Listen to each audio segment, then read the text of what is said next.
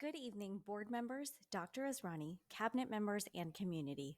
Thank you for the opportunity to present to you this evening on behalf of the MJUSD Special Education Department.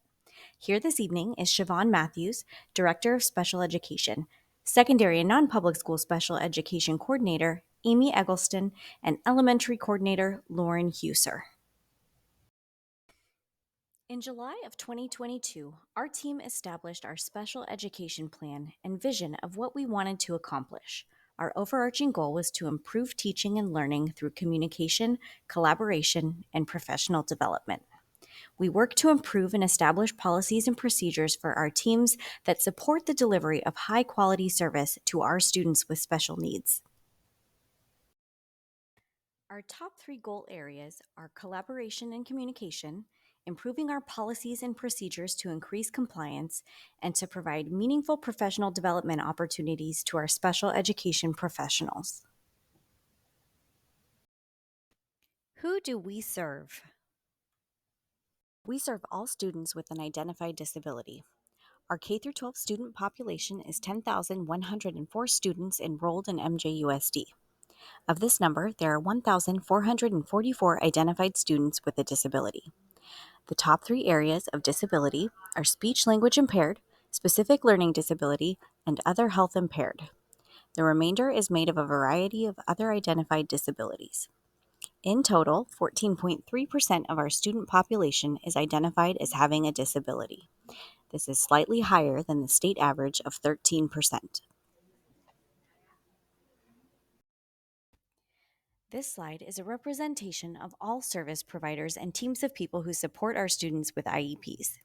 As you can see, we have many highly trained specialists that provide many and important services. As needed, we contract out for services for the visually impaired and orientation mobility. Now, we'll talk about trends over the past few years in comparison to this year in our programs. This chart indicates the number of special education students enrolled in our programs over the past several years. This data shows the identification of students and at what grade level they were identified with a disability. As you can see, the highest number of students identified are represented in red. Students in kindergarten who missed the opportunity to attend preschool or daycare during COVID may not have had the exposure to academic readiness. This data is particularly interesting to note. The blue section indicates students transferring into our district with an IEP, which is much larger than students we identify as having a learning disability within the district. Next, we have the number of students exiting special education after an assessment and found to no longer qualify for special education services. This data does not include students who graduated from high school or transferred out of our district. This dataset includes our students who receive speech and language services only in blue shading.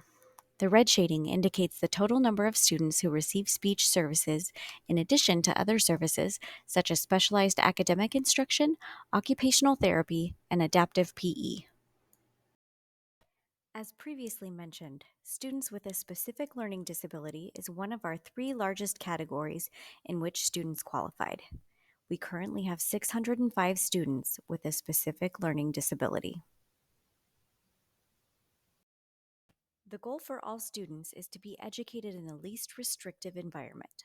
The state of California has set thresholds and indicators that the majority of students should be in general education for 80% or more of their school day.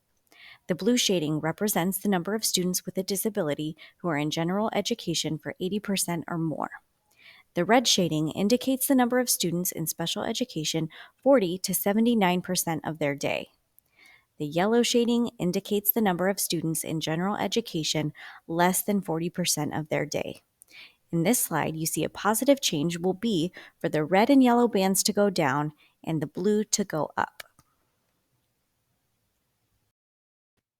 Marysville Joint Unified operates the regional program for students with significant emotional disturbances.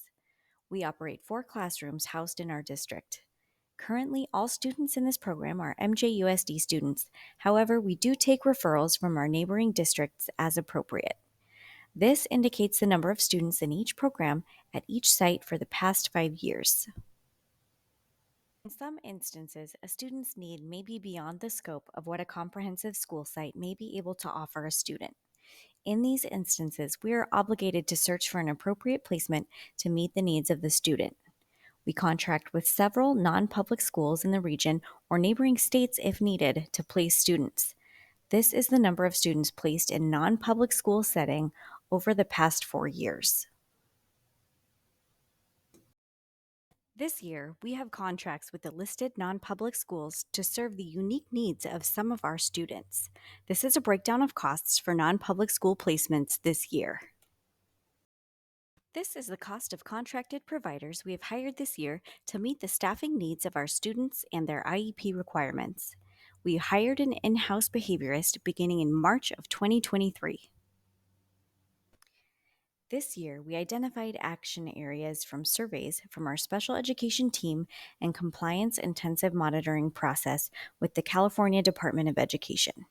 Progress in these areas are helping us move out of the intensive monitoring level to the targeted monitoring 3 level. These are some of the professional development opportunities that have been provided to the special education staff this school year. To increase our rates of IEP compliance to meet state requirements, we have engaged in the following supportive services to help our case managers and teams. MJUSD is in the process of 2 program transfers, one for preschool special education services and one for school-aged moderate to severe special day classrooms currently served by the Yuba County Office of Education. In 2020, MJUSD and YCOE were awarded the Inclusive Early Education Expansion Grant in the amount of approximately $2.5 million to increase the inclusion opportunities for preschool children. In July of 2023, the YCOE SDC preschool program will transfer to MJUSD. In the past 2 years, both YCOE and MJUSD attended professional development in the areas of inclusion and worked in partnership with the School Improvement Program to reduce barriers to inclusion through the EAP grant. MJUSD SDC preschool sites will be at Linda Elementary, Ella Elementary, Olivehurst Elementary, and Kynoch Elementary. All of the classrooms will be adjacent to the state preschool programs for maximum opportunities for inclusion. On March 1st, 2023, MJUSD requested a program transfer of the school-age moderate-severe SDC programs from YCOE with a transfer date in July of 2024. In the fall of 2022, a special education audit was conducted and fiscal analysis is ongoing through May of 2023. The purpose of the program transfer is for MJUSD to provide a continuum of special education services to our students.